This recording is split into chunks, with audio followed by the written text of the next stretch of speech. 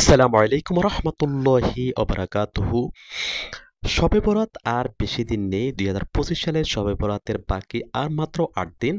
তো এখনই আপনারা কিন্তু শবে বরাতের যে গুরুত্বপূর্ণ একটি ইবাদত, গুরুত্বপূর্ণ একটি আমল, সেটি হচ্ছে নামাজ পড়া। তো আমাদের মা বোনরা কীভাবে শবে বরাতের নামাজ পড়বেন, সঠিক পদ্ধতি কি, আজকে প্র্যাকটিক্যালি সে বিষয়গুলো আপনাদেরকে বুঝিয়ে দেব। অনেকে শবে বরাতের নামাজের মনে করেন অনেক অনেক বেশি নিয়ম কানুন রয়েছে, যে নিয়ম কানুনগুলো মেনে যে শবে বরাতের নামাজ পড়া লাগবে না, পড়া যায় না, অনেক কঠিন।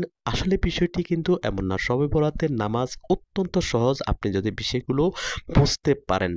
অর্থাৎ শবে বরাতে অনেকে মনে করে যে নির্দিষ্ট সূরা পড়তে হবে এতবার, এবং যে এত রাকাত পড়তে হবে। আসলে বিষয়গুলো এমন না। যেহেতু শবে বরাতে যে নামাজটি পড়বেন সেই নামাজটি হচ্ছে নফল নামাজ। তো নফল নামাজ পড়ার নিয়ম হচ্ছে 2 রাকাত করে পড়বেন, এবং 2 রাকাত করে সূরা ফাতিহার পরে আপনার যেমন খুশি, অর্থাৎ যেখান থেকে আপনি ইচ্ছা আপনি সূরা মিলাবেন, এবং অথবা আয়াত পড়ে আপনি কিন্তু নামাজ শেষ করবেন। 2 রাকাত করে যত খুশি নামাজ পড়তে পারবেন।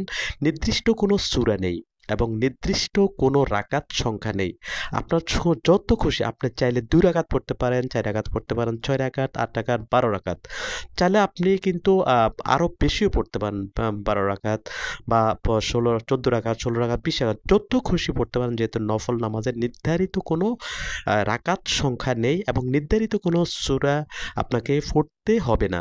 তো এগুলোর কারণে হয়তো অনেকেই কিন্তু নামাজ পড়তে চান না, যে নির্ধারিত সূরা পড়তে হবে অথবা নির্ধারিত নামাজের এত রাকাত পড়তে হবে। আসলে বিষয়গুলো এমন না। আপনারা স্বাভাবিকভাবে যেভাবে নামাজ পড়েন, অর্থাৎ স্বাভাবিকভাবে আপনারা নামাজ সূরা ফাতিহার পরে যেকোনো সূরা মিলিয়ে আপনারা কিন্তু যত খুশি 2 রাকাত করে আপনারা 4 রাকাত, 6 রাকাত, 8 রাকাত, 12